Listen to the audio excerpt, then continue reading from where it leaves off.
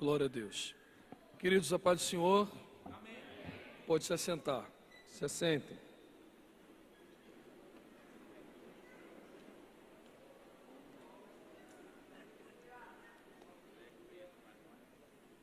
Bom, irmãos, eu estou muito grato a Deus ter esse privilégio de poder estar participando mais um ano do Seminário Bíblico para Jovens Cristãos. Esse grande trabalho que é realizado aqui no estado de Rondônia, aqui na igreja de Vilhena, idealizado pelo nosso irmão e pastor Anderson. Então quero fazer os meus agradecimentos, não poderia deixá-los de fazer, e quero louvar a Deus primeiramente pela vida do pastor desta igreja e deste campo, pastor Ari Paulo, que sempre me recebe com muito carinho, um pastor de uma simplicidade muito grande, de um carinho muito enorme, um homem de Deus. Que Deus possa continuar abençoando o pastor Ari, sua família, seus filhos, de uma forma muito especial, como sempre tem abençoado. E quero louvar a Deus e agradecer por Ele ter permitido eu estar aqui presente mais um ano no CBJOC. Obrigado, pastor. Tá? Obrigado de verdade. Quero louvar a Deus também pela vida do... Onde você é pastor?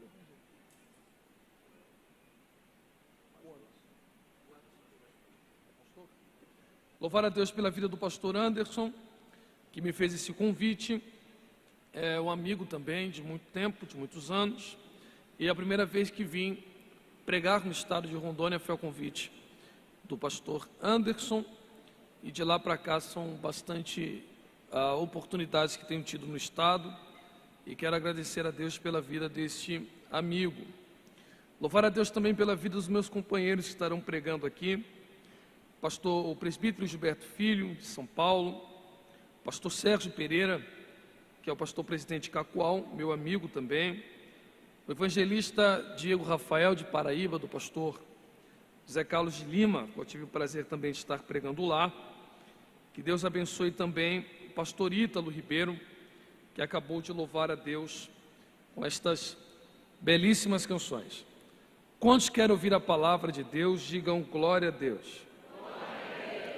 Irmãos, eu vim conversando com o pastor Anderson, não só de hoje, mas elogiando a proposta do CBJOC, que é um seminário.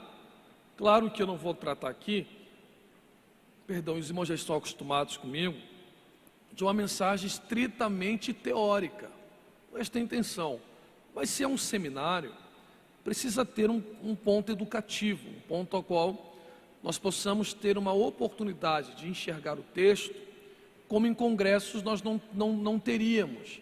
Então a proposta do evento é esta, e na minha opinião, acho que o CBJOC hoje, eu considero assim, neste molde de seminário bíblico para jovem, acredito eu que não haja nenhum outro no país com essa mesma proporção e com essa mesma intenção. Congresso é uma coisa, seminário onde jovens se deslocam do estado inteiro para ouvir uma palavra de Deus, eu acho que não existe aqui no Brasil. Então eu quero preservar esse entendimento. Então, como nós temos um belíssimo tempo para pregar, eu vou aqui construir um raciocínio mais devagar, explicando algumas coisas, e depois dessas explicações nós mergulharemos na palavra de Deus. Se você estiver disposto a ouvir, quantos estão, digam amém. Amém.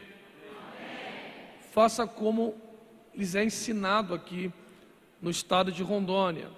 Eu pedi para que vocês se assentassem em respeito às meninas que estão de salto. Então, enquanto estou fazendo os agradecimentos, seria bem ruim da minha parte ficar mantendo as irmãs de pé. Então, por isso pedi que elas se assentassem. Mas para a leitura do texto sagrado, eu preciso que você respeite o ensino do pastor de vocês. Então, faça como é ensinado pela Assembleia de Deus em Rondônia. Se os irmãos podem ficar sentados, permaneçam. Se é ensinado que deve ficar em pé, você precisa respeitar o ensino do pastor e colocar-se de pé para a leitura do texto bíblico. Abra sua Bíblia comigo no livro do Apocalipse,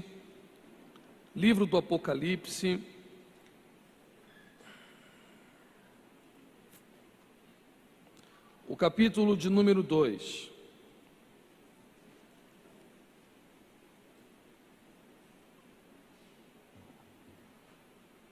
Livro do Apocalipse,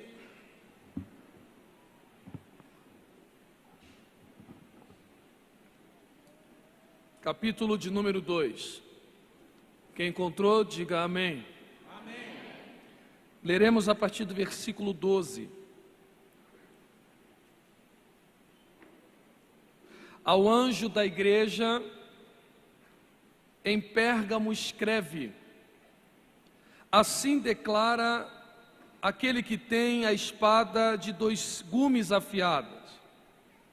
Conheço o lugar em que você vive, onde se encontra o trono de Satanás. Apesar disso, permaneces fiel ao meu nome e não renunciaste à tua fé em mim, nem mesmo quando Antipas, minha leal testemunha, foi morto nessa cidade onde Satanás habita. Tenho, contudo, contra ti algumas admoestações, porquanto tens contigo os que seguem a doutrina de Balaão, que ensinou a Balaque a armar ciladas contra os filhos de Israel, introduzindo-os a comer alimentos sacrificados aos ídolos e a se entregarem à prática da prostituição. Além disso, tens também alguns que, semelhantemente, seguem a doutrina dos nicolaítas. Diante do exposto, arrepende-te, caso contrário, logo virei contra ti e contra eles pelejarei com a espada da minha boca. Se você puder e quiser, diga amém. Amém. Pode se assentar, por favor.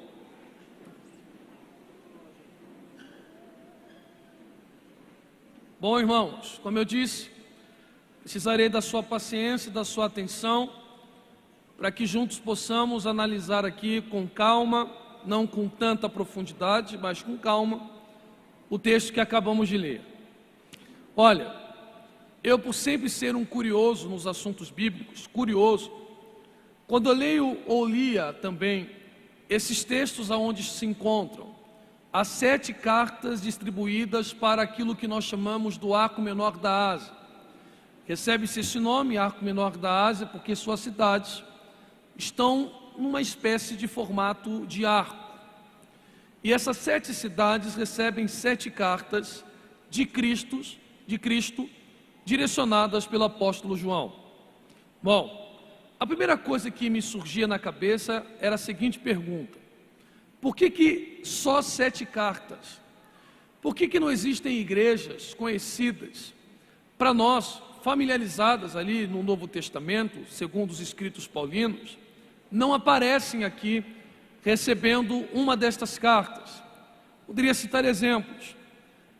Por exemplo, não há uma carta para Corinto de Cristo. E Corinto é uma cidade importantíssima. Só Paulo passou, se não me falha a memória, 18 meses lá. Também recebeu a visita dos discípulos de Pedro e Apolo também apacentou a igreja de Corinto. Nós não temos também uma carta de Cristo direcionada a Filipos, a qual Paulo escreve a sua epístola aos Filipenses, mesmo estando em prisão, denominada como a carta da alegria. Então, os irmãos percebam que as cartas que nós estamos familiarizadas, as igrejas, não recebem carta, exceto Éfeso. Tirando Éfeso, o restante das outras igrejas que compõem o Arco Menor da Ásia não nos é tão familiar. Eu não tenho nenhum texto na Bíblia Sagrada que me permita dizer a vocês aqui no CBJOC: olha, é por conta disto e disto e daquilo, porque os textos sagrados apontam isto e aquilo, que Cristo só envia cartas para esta localidade. Não temos. O que temos é um contexto que nos permitirá levar algumas coisas em consideração e nos permitirá aí termos um raciocínio bastante lógico para isso. E a primeira ideia é que naquela região existem portos importantes. E esses portos importantes permitem a conversação comercial, fazendo com que o arco menor da Ásia tivesse uma das rotas comerciais mais importantes daquele período. Por ser uma rota comercial muito importante para o primeiro século, há um giro de pessoas muito grande naquela localidade.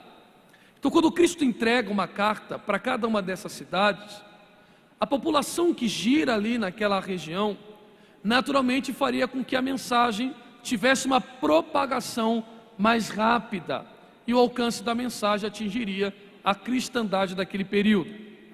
Outro ponto curioso que nós podemos levantar é a proximidade entre as cidades.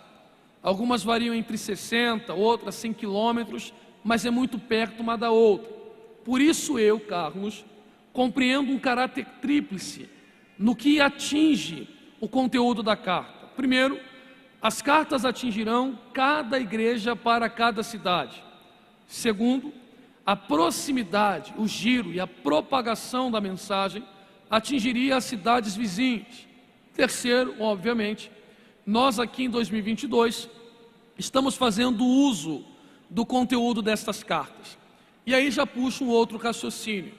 E você pode discordar se você quiser, até porque não é um ponto doutrinário, mas interpretativo.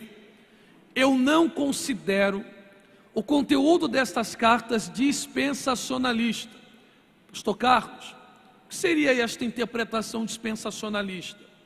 Há quem interprete que cada uma destas igrejas são fases que a igreja passará. Então quem olha para Éfeso diz igreja dos apóstolos, quem olha para Esmirna diz igreja perseguida. Olha, eu acho muito difícil enxergar estritamente uma dispensação, engessaria o conteúdo da carta, inviabilizando nossa mensagem aqui esta noite. Então eu poderia só discorrer sobre o assunto, mas não atingir de uma forma mais firme o mesmo. E poderia só meditar com os irmãos sobre a igreja de Laodiceia, que seria a igreja mais atual. Ainda que haja características que possam de fato ser relacionados com períodos da igreja, essas cartas não perdem a sua validade em dispensação. Se eu pegar Éfeso para vocês amanhã, vocês perceberão que Éfeso tem a ver com a gente. Se eu pregar para vocês Filadélfia, os irmãos terão a sensação que de fato Filadélfia tem a ver conosco, assim como no caso de Pérgamo. Tendo dito isto, qual é a melhor forma de você ler as cartas do Apocalipse? No seminário nós aprendemos que podemos até dividir as cartas em 7 partes. Quantas partes, irmãos? 7 partes. Na minha humilde opinião, acho exagero para a igreja no geral fragmentar a carta em 7 partes, daria muito trabalho. Então eu acho mais saudável você que lê os textos sagrados dividir em 3 partes. Dividir em 3 partes já é muito bom e você terá mais facilidade de entender o que está escrito. Como é proposta essa divisão? Primeira parte, a apresentação de Cristo. Você precisa redobrar a sua atenção para isto, porque para cada cidade Cristo faz questão de se apresentar de uma forma específica. Exemplifico, nós lemos aqui Pérgamo, então ele diz para Pérgamo que ele é aquele que tem uma espada afiada de 2 fios na boca. Para Sardes, aquele que tem 7 estrelas nas mãos. Para Tiatira, aquele que tem os pés como de latão reluzente. Para outra igreja, aquele que anda nos meios dos 7 castiçais de ouro. Esta variação é fundamental, porque esta apresentação tem correlação com algum contexto da cidade, seja histórico, cultural e religioso. Daqui a pouco eu demonstrarei para vocês. Segunda parte da carta, você verá Cristo em dado momento elogiando o acerto da igreja ou repreendendo os seus erros. São 7 igrejas. Quantas igrejas, Sebijoque? 7. 2 destas 7 nós chamamos de perfeitas. São chamadas perfeitas não na sua literalidade, são perfeitas no seu conteúdo. Os irmãos verão, vou citar só um exemplo, tá? Filadélfia, lê Filadélfia, não há nenhuma repreensão a Filadélfia. Perfeita. Se há duas perfeitas, há outras duas imperfeitas dessas 7, que contrastam estas. O caso mais célebre, Laodiceia. Enquanto Filadélfia não recebe uma repreensão, Laodiceia é desgraçada, pobre, cega e nua. Não tem um elogio sequer. Não presta praticamente para nada. Não que seja imperfeita e não sirva, mas naquele contexto da carta, não há um elogio. Sobram 3. Estas 3 a qual Pérgamo se enquadra, são, eu não sei se a expressão cairá bem, mas híbridas. Tem seus acertos e tem seus erros, que é no caso de Pérgamo. Última parte da carta, eu costumo chamar isto de preceito seguido de bênção. Eu começo e vocês concluem. Eu começo e você conclui. Aquele que for fiel até a morte, dar-te-ei o quê? Preceito seguido de bênção. No caso de outras igrejas, uma pedra branca, e assim sucessivamente. Então, faça o que eu estou ordenando, e uma bênção virá sobre a sua vida, um galardão virá sobre você. Bom, já expliquei um pouquinho, bem simplificado, como nós podemos analisar aqui o contexto das cartas. Então nós vamos analisar aqui nesta noite a igreja de Pérgamo. Lembra que eu pedi? É um seminário, eu vou abusar um pouquinho da sua paciência, mas já já nós iremos mergulhar naquilo que Deus irá nos proporcionar por meio das Sagradas Escrituras. Primeiro ponto, há uma ênfase na carta de Pérgamo sobre o uso da espada, mas perceba que essa espada não está empunhada, essa espada está na boca.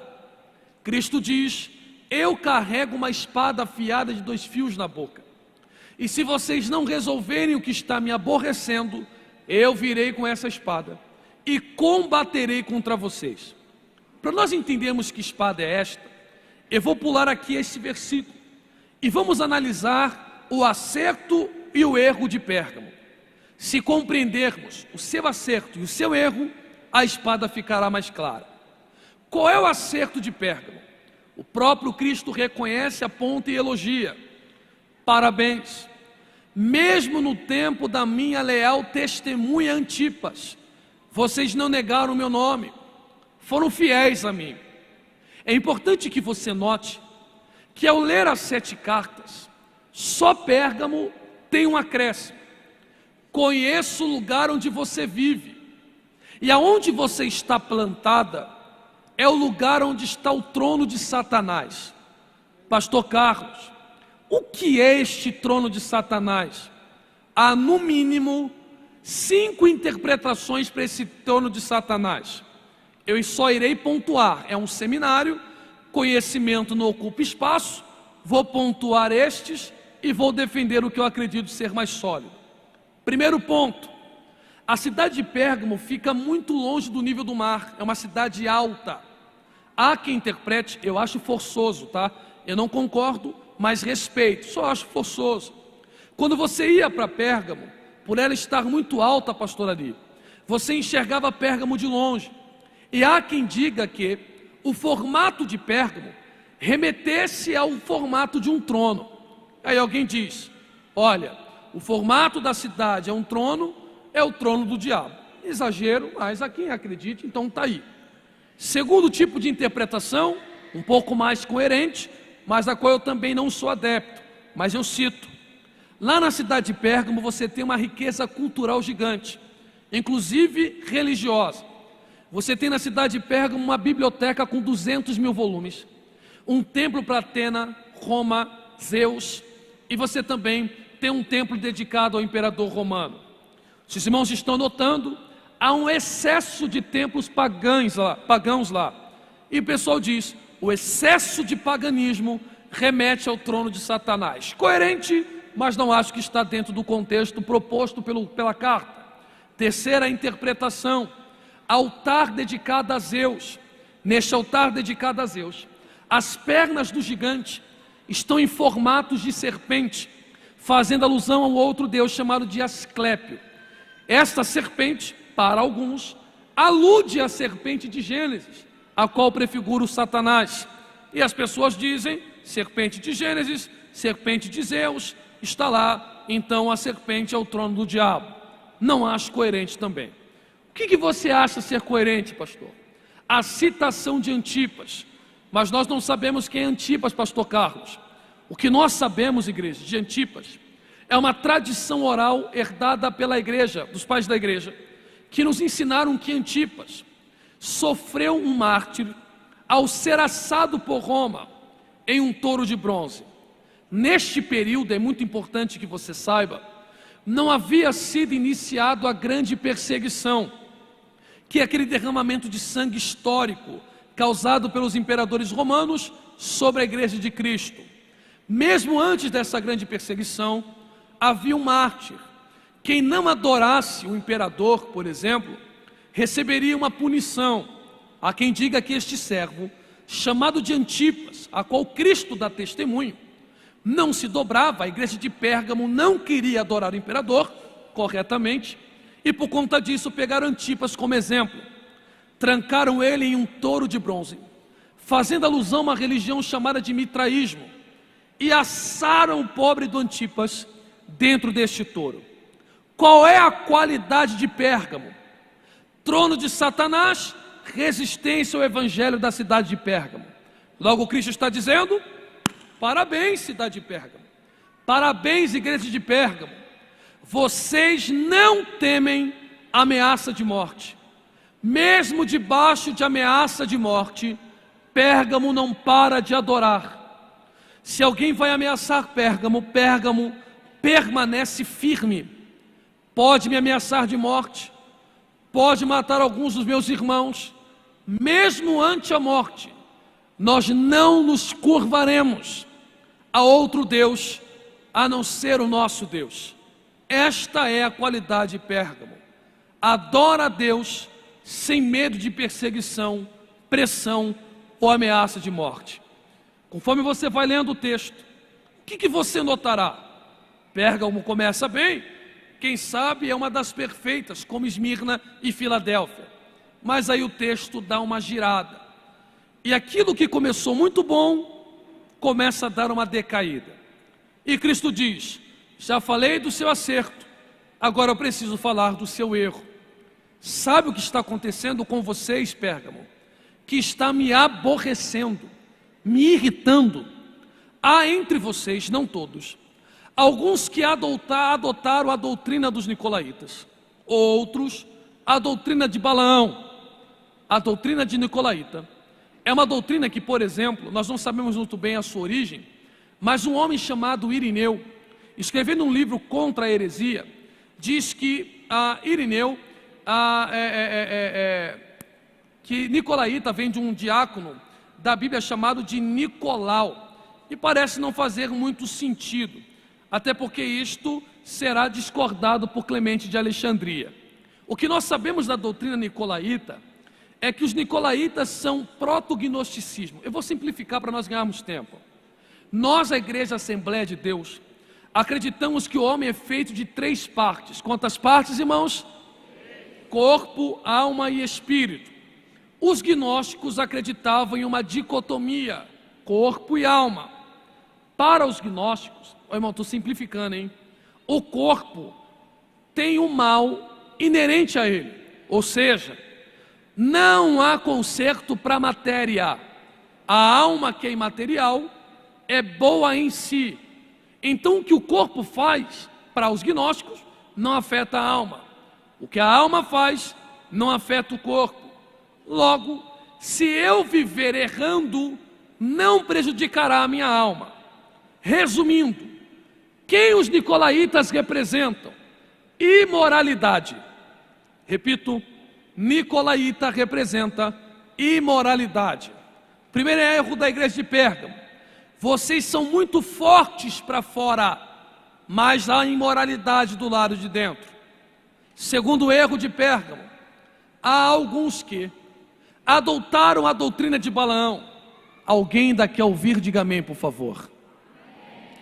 A palavra doutrina no grego vem da palavra que nós podemos traduzir para o português mais próximo para nós aqui no nosso contexto, mentoria. Então Cristo está dizendo o seguinte: Balaão deu mentoria a Balaque, e alguns na igreja tomando mentoria de Balaão. Não parece fazer sentido. Eu vou fazer uma pausa aqui, para que eu possa mostrar para você que esse texto está um pouco desajustado. Aonde está o texto da doutrina de Balaão? Eu não sei se eu posso pedir para o pessoal da mídia, eu não avisei antes, foi um erro meu, mas se for possível vocês colocarem um texto para mim no telão, é possível vocês fazerem isto? Se for possível, coloque o texto de Números para mim, capítulo 22, versículo do 1 ao versículo 6, se for possível. Se não for possível, obrigado. Vamos ler todo mundo, irmãos, no 3, todo mundo no 3, 1, 2, 3 e...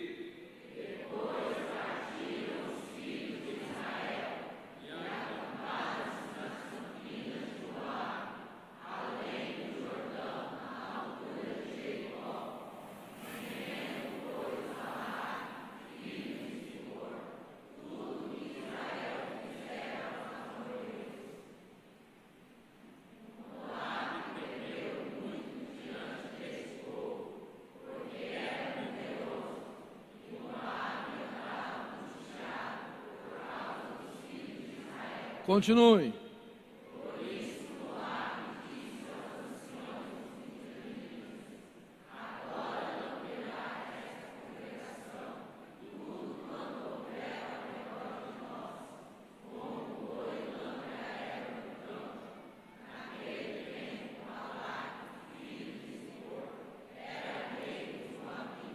E aí?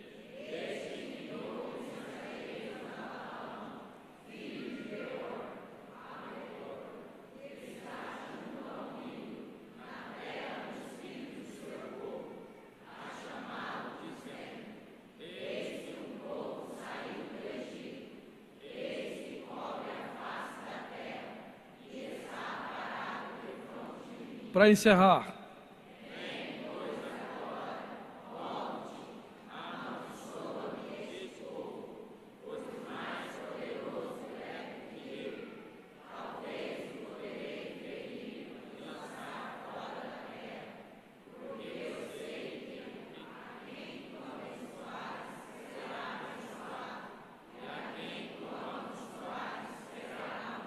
muito obrigado. Cadê mentoria aqui? Não existe. O que existe aqui é execução. Qual é a ideia de Balaque? Não dá para parar os hebreus fisicamente.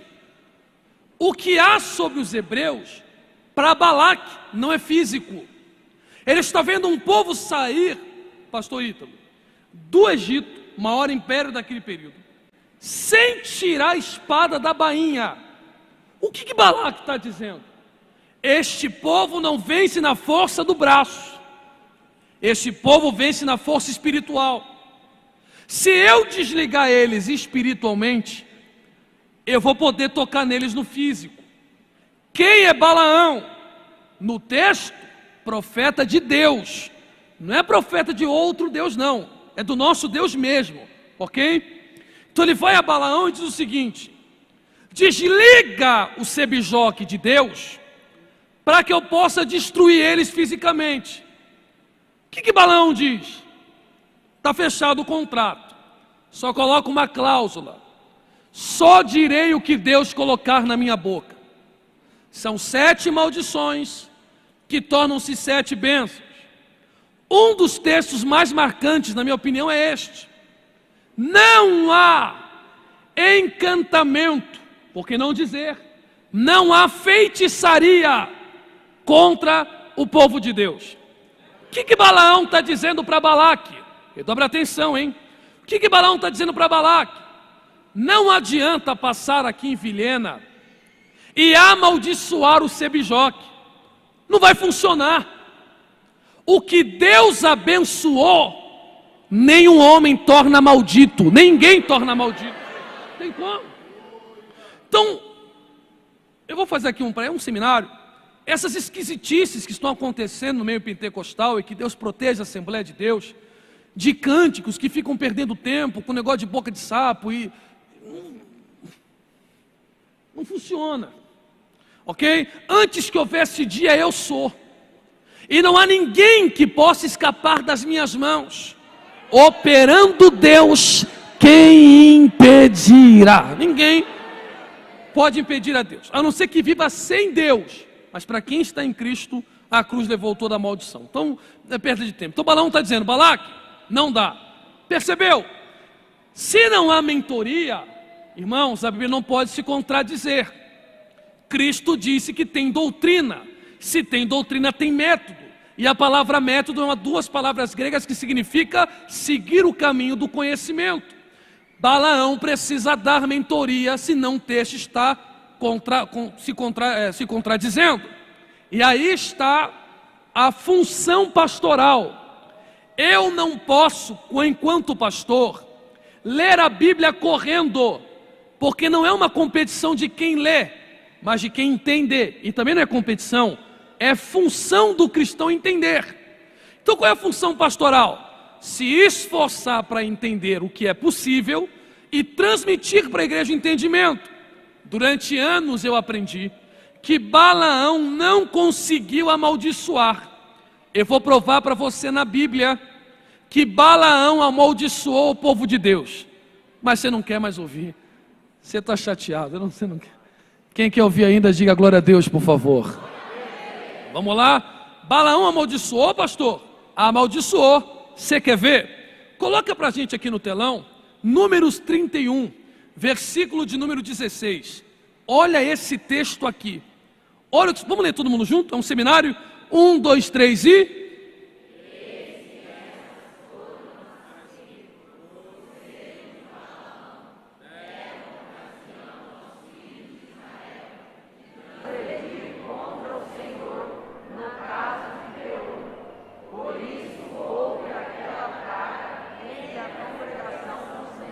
Muito obrigado, deixa o texto aí. Só que você tem que entender que esse texto tem no mínimo duas palavras-chave. Quais são as palavras-chave para nós aqui? Estas são as que, por conselho, conselho é mentoria, conselho é ensinamento, conselho é apontar um caminho. O que Balaão fez, pastor Ítalo? Balaque, vem cá. Eu conheço o Deus do Sebijoque. Eu conheço o Deus da Assembleia de Deus de Rondônia e de Vilhena. E eu sei que proferir maldição para quem está em Deus não funciona. Mas eu sei o que Deus não gosta. Então eu vou te ensinar um método de desligar o sebijoque de Deus para a praga comer. Olha o que está escrito no texto. Por conselho de Balaão, houve aquela praga. Por conselho de Balaão, houve aquela praga. Então Balaão sabe gerar praga no seio da igreja. Balaão sabe gerar praga no seio da igreja. Que praga é esta? Balaão chama Balaque e diz: traga-me mulheres, envie as mulheres de Moabe para Israel. Quando as mulheres chegam para o povo hebreu, haviam 12 tribos. Em cada tribo um príncipe, um líder, um cabeça da tribo. Estes pegam essas mulheres, a mais famosa Cosbe, e o líder mais frisado é o líder da tribo de Simeão. Através da relação sexual, elas puxam os hebreus para a adoração, no caso de Baal Peor, que é o texto de Finéias e da sua lança. Preste atenção nisto. Então, se nicolaíta é imoralidade, Balaão é o que? Idolatria. Pronto, encerramos a nossa introdução. Aí você deve estar se questionando: pastor Carlos, você gastou 20 minutos do seminário explicando estas coisas para dizer para nós que a igreja de Cristo tem imoralidade e idolatria. Imoralidade desde que o mundo é mundo e tem tudo que é canto. Agora, protestante idólatra tem? É que nós estamos acostumados à idolatria iconoclasta, em estátuas, imagens, adoração a homens, essas coisas assim mais básicas. Eu vou mostrar para você que há um tipo de idolatria que é pouco notado pela igreja, mas que está apoiada nos textos sagrados. Olha o que o apóstolo Paulo diz, na Epístola aos Colossenses, no capítulo 3, versículo 5, prostituição, impureza, apetite desordenado, vil concupiscência, avareza, são o quê? Muita boca, pouca voz, são o quê, irmãos? Ué, cadê a estátua? Cadê outro Deus aqui? Cadê outra pessoa aqui? Não tem, é idolatria. Aí você diz, mas um versículo não funciona. Te dou outro. Carta aos Filipenses, capítulo de número 3, versículo de número 19. O apóstolo Paulo cita que existem algumas pessoas que fazem do seu ventre o seu próprio Deus, apontando também para uma espécie de idolatria. Aí você diz, mas 2 versículos não formam doutrina. Te dou um terceiro. Epístola aos Efésios, capítulo 5, versículo 5. Os devassos, os impuros, os avarentos também são idólatras. Percebeu? Idolatria não é só quando você idolatra alguém, ou quando você se prostra uma imagem, mas a idolatria também pode ser interna. Vou resumir para você o problema de Pérgamo. Pérgamo é forte fora, fraca dentro de si mesma. Forte fora, fraca dentro de si mesma. Não dentro do templo, dentro dos crentes. Forte fora, fraca dentro.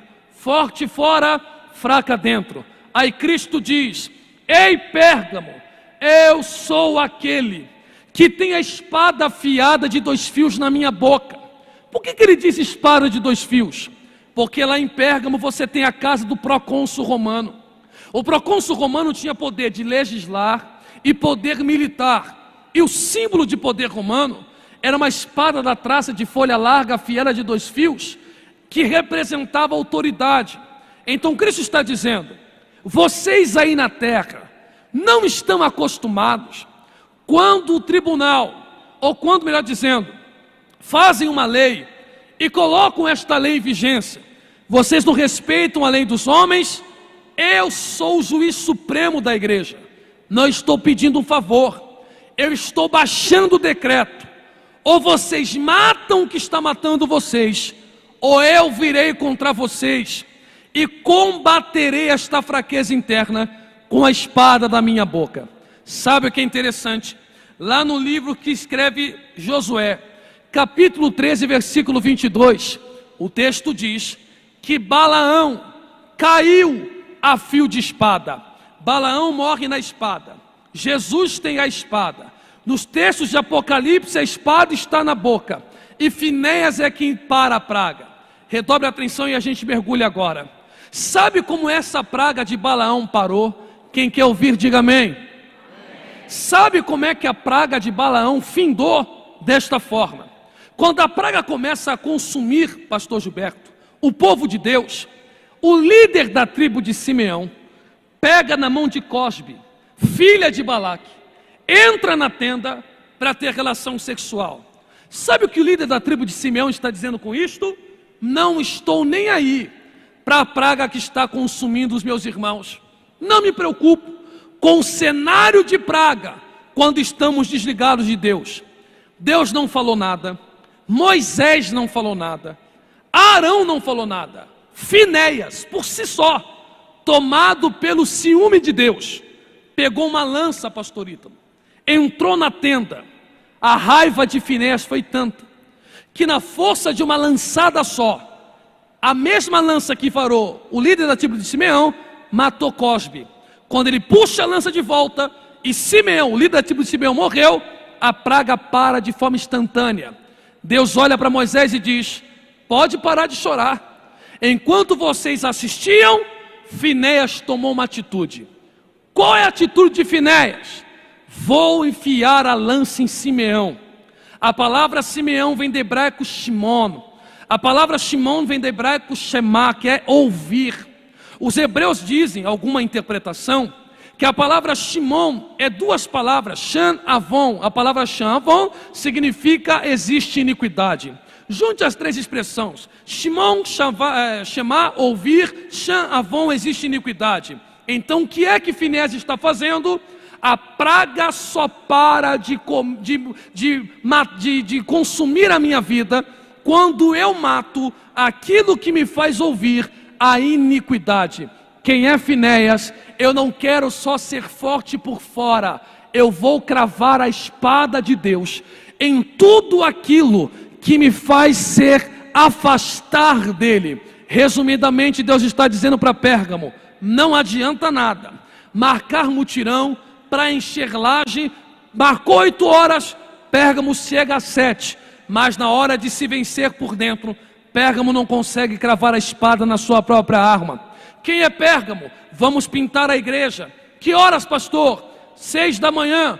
Pérgamo chega às 4, prepara a tinta, deixa tudo arrumado, mas na hora de matar os seus próprios desejos, Pérgamo não mata. Então Deus está dizendo: seja como Finéias, neste ano de 2022, se você quer ter um ano de 2022 diferente de todos os anos que você viveu, não é na base do voto, não é na base do tapete de fogo, ou só simplesmente subindo ou descendo o monte. Quer ter um 2022 de bênção? Pegue essa espada chamada Palavra de Deus. Alguém já está entendendo e já está glorificando o nome do Senhor, e corte aquilo que está aborrecendo a Deus. Sabe o que é extraordinário?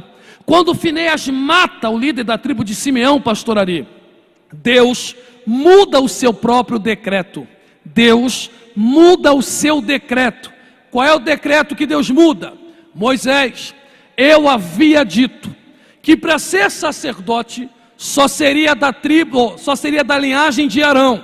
Mas agora que Finéias matou a iniquidade, matou o que me dá ciúmes, matou o que me tira de vocês, matou o que vocês se afastam de mim, cortou aquele contato telefônico, desfez aquela amizade que só faz ele errar, se afastou daquilo que não me agrada, terminou aquele relacionamento que não estava na minha vontade. Eu farei de Finéias um sacerdote. A palavra sacerdote vem do hebraico kohen. Kohen tem um radical que não tem uma interpretação correta. Pode ser aquele que se prostra, ou pode ser aquele que se levanta. Como não tem uma interpretação correta, eu uno as duas. Quem é o sacerdote? É aquele que entra no santo dos santos, e quando ele se prostra diante de Deus, mas Deus o levanta sobre a face desta. Levante a tua mão, mocidade de Rondônia, e não baixe a sua mão, levante o mais alto que você puder, que eu vou profetizar na sua vida. Não interessa se a sua família não tem pastor, ou se você é o único crente da sua casa. Se você tem um chamado de Deus, quem tem chamado de Deus, diga glória aí, por favor. Quem tem um chamado de Deus, diga aleluia, por favor. O que fará você viver o que Deus tem para a sua vida, não é a família que você tem, não é o seminário que você frequentou, é a sua capacidade de matar aquilo que te afasta de Deus. Quem está ouvindo esta palavra, diga glória o mais alto que você puder. Eu sei que você é educado. Coloque a mão no ombro desse jovem que está ao seu lado, mas eu quero que você seja mal educado agora. Você será mal educado. Coloque a mão no ombro dele, no ombro dela. Chacoalhe até irritar, é para irritar de verdade. Diga para ele: vai deixar mais um seminário terminar, você sabendo que precisa matar isto para viver o melhor de Deus para a sua vida. Até quando você vai continuar com essa conversa com essa pessoa que não agrada a Deus? Termina essa relação hoje, e Deus te levantará como uma flecha na mão do valente. Só quem está entendendo esta palavra, um minuto de glória, se você pode adorar.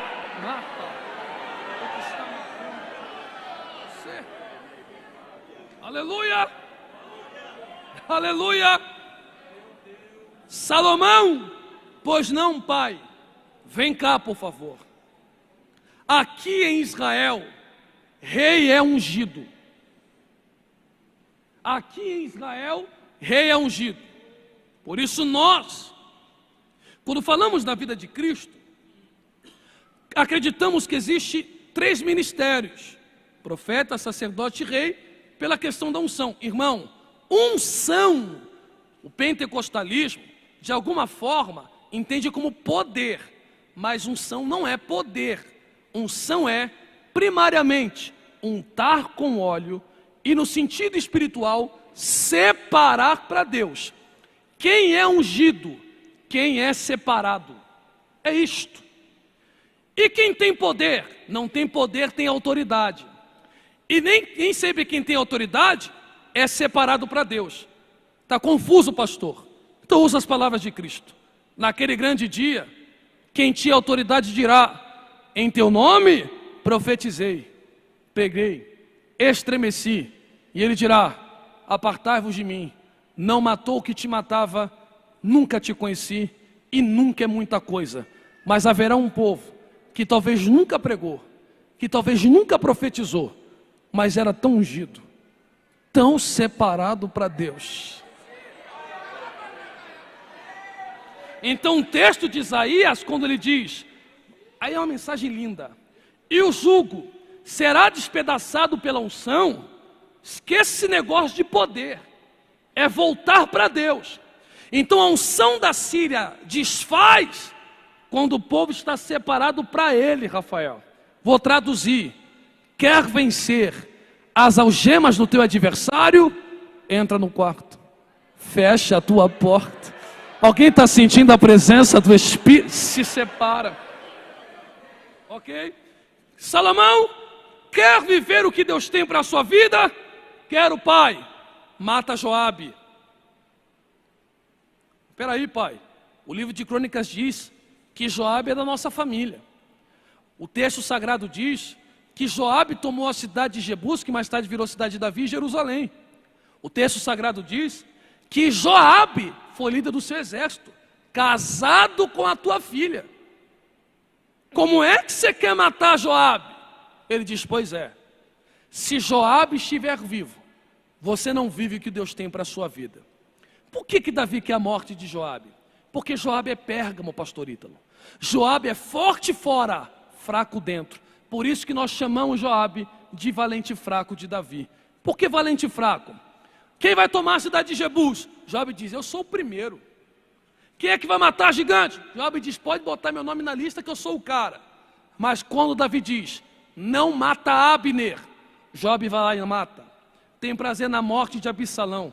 Sabe quem é Joabe? Joabe, como nós dizemos no vocábulo lá do Rio de Janeiro, no carioquês, é pirracento. Você diz para Joabe: topa cantar hoje? Topo. Mas é tal hino. Joabe diz: você não manda em mim. Eu canto o que eu quero. Quem é Joabe? Vamos pintar a igreja. Topa? Joabe diz: topo. Mas é tal cor? Não, é da cor que eu quero. Joabe, ele é bom para obra, mas não se domina. Salomão diz: se eu não tiver domínio próprio, eu não vivo o que Deus tem para a minha vida. Então eu preciso matar um Carlos Júnior que está aqui em mim, que me desequilibra. Porque o meu maior adversário não é o diabo, meu maior adversário sou eu. Porque se eu me sujeitar a Deus, o diabo sai. Então se eu dominar as minhas vontades, digo eu, mas é o Espírito que me ajuda, pelo fruto do Espírito de Gálatas, eu consigo vencer o diabo. Então o diabo é um adversário que se une com um Carlos Júnior caído. Salomão diz para Benaia: mata Joabe. Quando Benaia vai matar Joabe, ele corre para o templo, agarra no altar e não sai do altar. Benaia volta para Salomão e diz: eu quero matar o camarada, mas o camarada não sai do altar. Salomão diz: mas esse é o jeito de matar Joabe, é amarrado no altar. A palavra sacrifício vem do hebraico korban, que vem no radical em hebraico, que significa proximidade. O que Salomão está ensinando para Benaia é: quem não tem altar, nunca se domina. Quem não tem altar, nunca se domina. Irmão, eu não tenho nem idade para ser saudosista. Eu estou caminhando para 35. E vou te dizer, digo eu, e não tem problema, aqui, irmão, não tem farisaísmo. Eu não gosto de papo de gente saudosista. Irmão, a Assembleia de Deus, ela antiga, pilar não se mexe, oração, palavra, isso é pilar. Agora, o louvor melhorou, no questão técnica, os músicos estão melhores, a questão vocal está melhor. Na minha opinião, antigamente só se cantava reto, Ítalo. Hoje a gente conhece a apogiatura, conhece melisma, escala, voz de máscara, né? Ou voz de nuca, como diz lá em São Paulo, voz aberta, palato mole, palato duro. As pessoas cantam de uma forma maravilhosa. Hoje a teologia entrou e as pessoas dizem, teologia esfria. Não é nada a ver, é porque a teologia vai te ensinar aquilo que você decidiu crer. Ela não gera fé, mas ela tem que explicar a fé, porque a nossa regra de fé é o texto sagrado. Então a Assembleia de Deus, ela cresceu muito, os templos estão maravilhosos, o som está cada vez melhor, isto não há do que se discordar. Então a minha geração tem técnica, mas está faltando altar.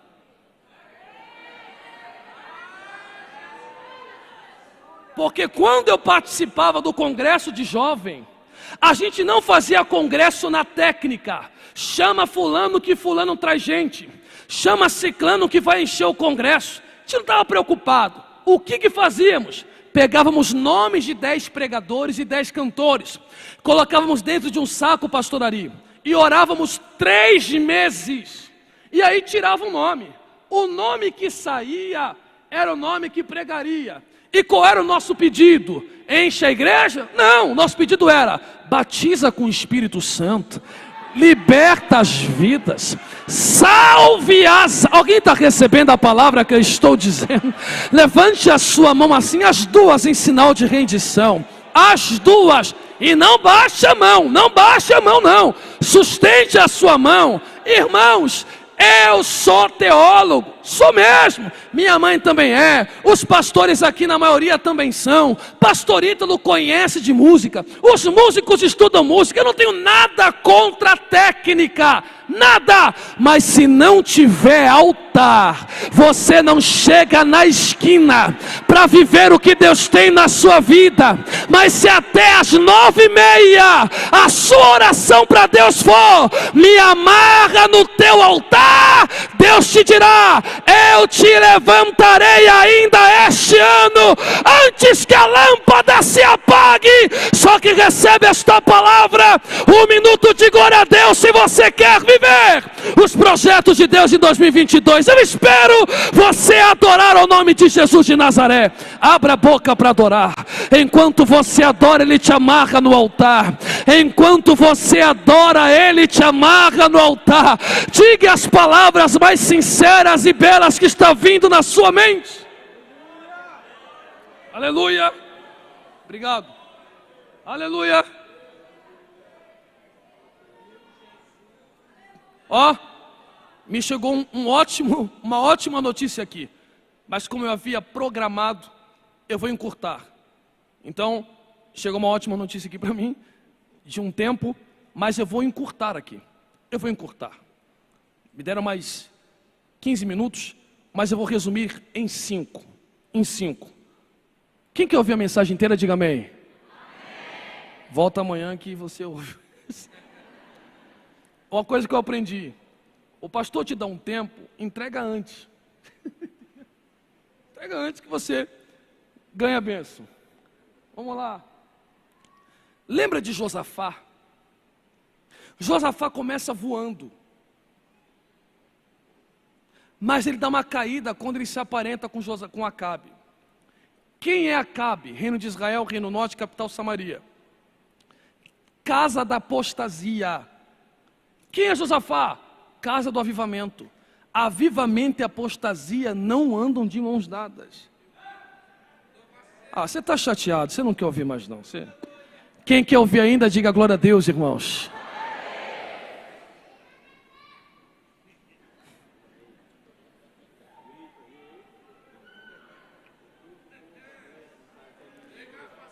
Acabe diz: vem na guerra comigo. Josafá diz: agora, mano, não tem problema não, minha espada é tua espada, minha casa é tua casa, meu exército é teu exército, vamos. Mas como Josafá foi criado em mesa de oração, ele diz: rapaz, eu sou rei, mas não sou besta, eu quero ouvir a Deus. O que Deus determinar, faremos. Acabe disse: profeta aqui que não falta. Eu não sei se eu falo não, irmãos. Falo mesmo.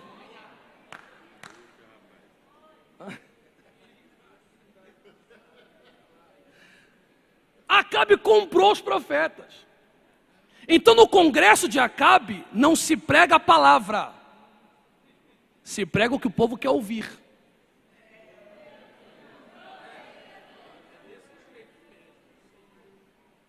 Aí todo mundo, vai que a vitória é tua, vai que a vitória é tua, vai que a vitória é tua. Aí é muito gostoso. Por isso que eu disse para o Anderson, não mude o molde do teu evento. É seminário, congresso é congresso.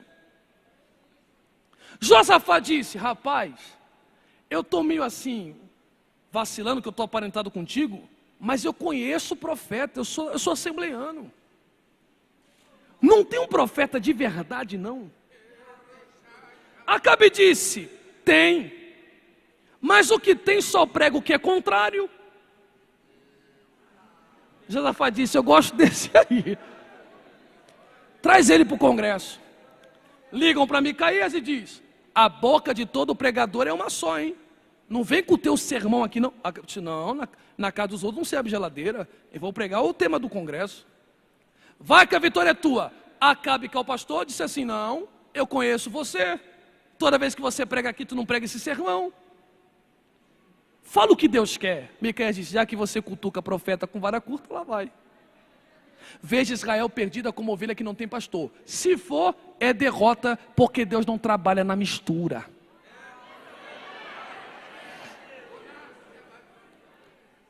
Deram um soco na cara de Micaías, profeta do caos.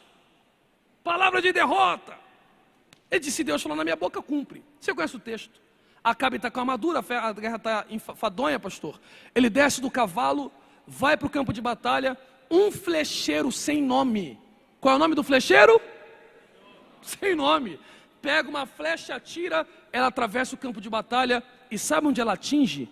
Não é que ela cai em Acabe, ela cai na fresta da armadura. Não tinha alvo. Sabe por quê? Pregador não tem nome e não tem alvo, só tem arco e flecha.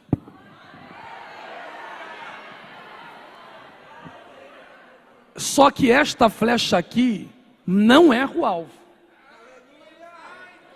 Quando ela mata Acabe, Josafá volta envergonhado. Quando ele chega em Israel, vou concluir, hein? Um profeta se levanta e diz para ele, quem mandou ser forte fora e fraco dentro? Deus só não te matou porque lembrou de quem você era. Deus não tem interesse em te matar, em me matar. Deus só quer matar em nós aquilo que aborrece Ele, para ficar um verdadeiro adorador, como foi cantado. Josafá disse, aprendi a lição. Ele começa a fazer o avivamento, pastor Ari. 3 exércitos se levantam. Se ele perdeu para 1, imagina para 3.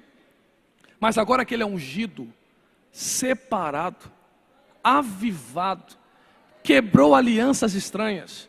Quando Josafá vê 3 exércitos, ele diz, antes era na força do meu braço, mas agora que eu estou em Deus. Assim como os hebreus venceram o Egito sem espada, vamos botar o joelho no chão e orar. Quando eles dobram o joelho, Deuteronômio, lei de guerra. Nesta peleja, levante a mão em sinal de receber, que eu concluo agora. Deus só está esperando você tomar uma atitude esta noite. Oh, aleluia. Porque se você decidir em quebrar esta aliança que Deus não está se agradando, você não fará força nesta guerra. É só cantar que Deus vai na sua frente, desfazendo o laço do passarinho. Eu estou sentindo a presença do Só quem vai viver para Deus de fato em 2022, fica de pé comigo glorificando a Jesus, se você puder. Se você puder. Feche os seus olhos, por favor. Feche seus olhos, por favor. Feche seus olhos, por favor. Aonde está o seu Acabe? Eu sei onde está o meu, que eu não sou anjo. Eu sou como Paulo, eu também tenho as minhas fraquezas. mas o Espírito nos dará graça. O Espírito nos renovará esta noite. E quando terminar o seminário, você vai voltar para aquela cidade para incendiar aquela cidade em nome de...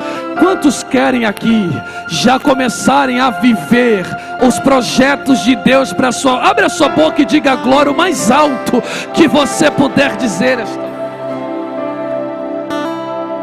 Moça com moça, moço com moço, para evitar constrangimento. Se você for íntimo, namorado, amigo, para isso não vejo problema, só quero evitar constrangimento. De 2 em 2 ou 3 em 3, vire de frente para essa pessoa e feche seus olhos, por favor. Porque o seminário acaba, mas a amizade de vocês permanece. E um tem que auxiliar o outro, dizendo: hoje Deus está te dando uma lança, não é uma chave, mas essa lança vai abrir mais portas do que você imaginava que ela abriria. Oh glória, eu estou sentindo a presença do Espírito Santo de Deus. Quando isso que aborrece Deus parar, nenhuma praga chegará à tua tenda, nem seta que voa de dia, nem mortandade que assola ao meio-dia, porque 1000 cairão ao teu lado, 10.000 à tua direita, mas é só para quem está na sombra do Altíssimo. Alguém está no esconderijo do Altíssimo? Meu Deus, não abra os seus olhos. Nós iremos orar uns pelos outros. Oh glória, está um clima espiritual maravilhoso aqui, um ambiente de glória aqui. Tem jovens ungidos aqui. Quem é que disse que essa geração está perdida? Não frequentou Vilhena ainda, não pisou em Rondônia ainda. Há uma geração forte, pastor Ítalo com uma lança na mão, a espada na outra, dizendo: eu irei quebrar alianças estranhas para viver o melhor de Deus para mim. Ó, já começou a profetizar ali, ó. Cadê os jovens que falam em línguas estranhas? Está preparado? Está preparada? Está preparado? Está preparada? Quando eu autorizar, e não é passe de mágica, porque não existe passe de mágica. Existe poder no nome de Jesus, existe poder no sangue de Jesus. Você vai abraçar esse jovem e diga para ele: quando a aliança se desfizer, Deus te dará um novo nome, Deus te dará do maná escondido. Olha ali, ó. Olha ali, ó. Já começou a manifestação. Somos pentecostais. Eu digo se prepara, porque em 2022, depois que teu Acabe morrer, depois que Joabe falecer, Deus vai começar a te dar mensagens diferentes. Deus vai começar a te dar composições de hinos. Deus vai começar, olha aí, ó. Olha aí, sonhos, profecias, mensagens. Eu digo 2, se prepara. Mesmo sendo o único crente da sua casa, Deus começará a chamar um sacerdócio na sua família. Deus chamará um sacerdócio na sua família, porque sois geração eleita, sacerdócio. Olha aí, ó. É promessa da Bíblia. É promessa da Bíblia. É promessa da Bíblia. É promessa da Bíblia. É promessa da Bíblia. É promessa da Bíblia. É promessa da Bíblia. É promessa da Bíblia. Joel disse nos últimos dias: eu derramarei do meu espírito. Abraça esse jovem agora e diga para ele: desfaz que Deus te levanta. Há poder no nome de Jesus. Há poder no nome de Jesus. Enfia essa espada no coração. Há poder no nome de Jesus. Enfia essa espada no coração. Cadeias quebrar, cadeias quebrar, cadeias quebrar, cadeias quebrar, cadeias quebrar. There is power in the name of Jesus. Olha aí. Há poder no nome de Jesus. Eu creio nesse poder, pastorito. Crava nessa espada no coração, que Deus te levanta. E nessa peleja não tereis que pelejar.